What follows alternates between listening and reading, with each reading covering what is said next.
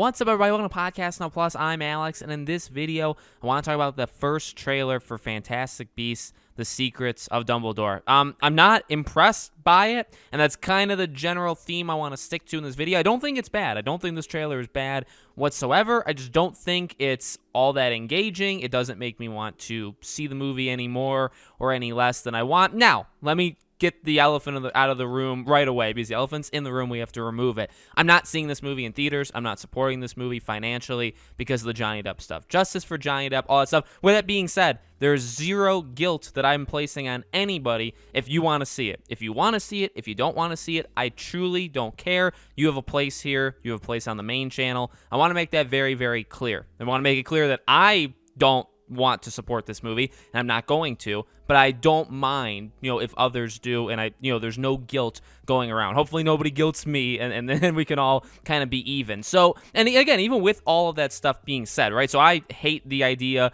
of them moving forward without Johnny Depp, firing him, all that stuff, garbage. They're garbage people. This is a garbage project, all of that stuff. So it's immediately tainted for me, right in the beginning. And maybe it is for you, maybe it's not.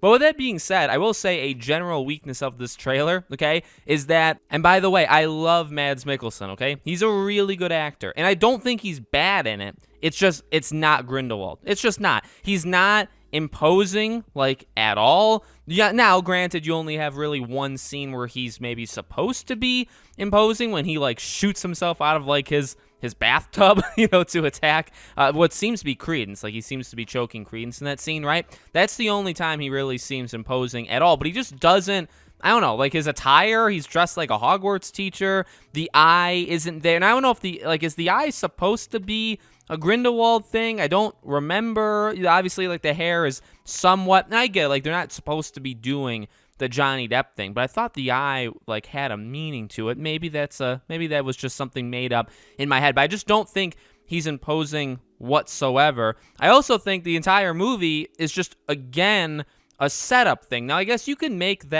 call that a lame argument. You can call it a lot of movies, a lot of middle movies in a series or a trilogy or whatever. Now, this is a group of 5. This is movie 3.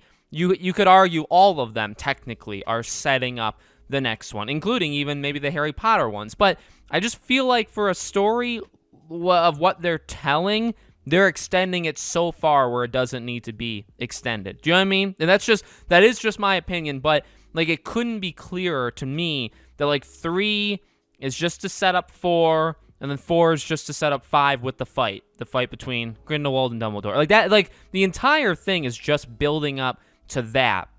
I don't know how good of a job they're doing in fact, I don't think they're doing a good job at all, except for the first one. I actually love, by the way, the first Fantastic Beasts movie. It's really good, in my opinion. Second one, I loved Grindelwald, but I didn't really love almost anything else. And it's not just because of Johnny Depp. I thought he was easily the best character and the most kind of done with him. They didn't do anything with anybody else, or the entire movie for that matter. So I wasn't impressed by 2 whatsoever, and 2 really felt like they were just shot it's 2 to set up 3, to set up 4, to set up 5. And that's the same thing what is here. I mean, the big thing here seems to just be Dumbledore versus Credence. There's 2 different fight scenes, it looks like, right? One that you see kind of in the streets and one that you see not in the streets. And they look cool, but that's it. And it's okay, was the entire thing just to set up almost like Dumbledore's army, which is kind of a lame Suicide Squad thing with replacement characters. Now, again, the Kowalski is awesome. I've always liked him. He was great in 2,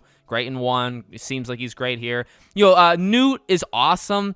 It's just, I don't think he has any place or should have any place in any of these. The first movie being called Fantastic Beasts makes sense, but then after that, yes, there are Fantastic Beasts in all of them, right? And they try to make that a big point, but I don't really think you needed Newt in this war between Dumbledore and Grindelwald. Especially the way the books and anything really makes his character out to be.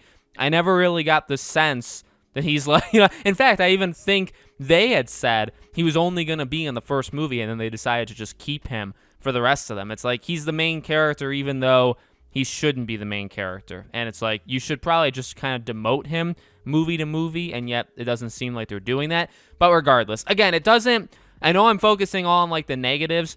It doesn't look bad, though. It just kind of looks uninspiring. It looks empty. It looks, again, like it's filled with two big scenes. And yes, it's a trailer. It's not supposed to show every single thing in the entire movie, okay? There is magic. There's some pretty cool magic. You get to see some new Fantastic Beasts. Yay. But ultimately, I don't know. It just kind of feels hollow to me. And they're really playing, and this is what I even told like my cousin through text, they're really playing an uphill, they're fighting an uphill battle, right? Because you have the Johnny Depp situation, and people are already, some people, I'm not saying everybody, but some people are automatically going to be, against this movie just because of that, right? Then you have the second movie was definitely a disappointment financially, okay? In terms of how it actually was as a film, disappointing both ways, right? And then now this is the third one. And so you couple both those things together. And then this trailer, I mean, I don't know.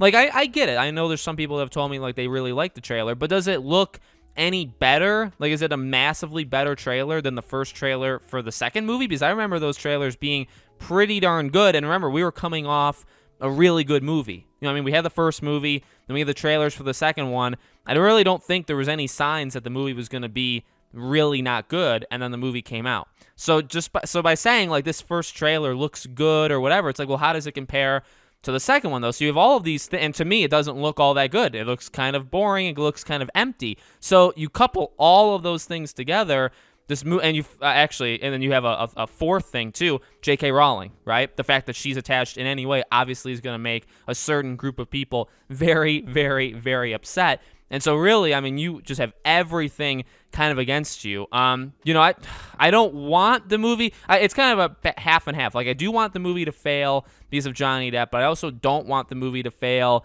because obviously there's a lot of good people that have worked on this, and it's not all bad. But ultimately, the movie's got to be good. I mean, this movie, especially where we are with Johnny Depp, with J.K. Rowling, with this being the third out of 5, right? The movie needs, because if you have 2 bad movies, right, 1's good, then 2 sucks, and 3 sucks, like, you're going to get 4 and 5, but, like, just everything is falling apart on you, and you could argue that's already happening, but it would definitely happen if this movie's bad. So, yeah, I know, a little negative or majorly negative, but you know what? I'm going to embrace it. It's how I feel. If you don't agree, that is totally cool. The dislikes are still there. I still see them, even if YouTube removed them from you guys seeing them. So leave the like, leave the dislike.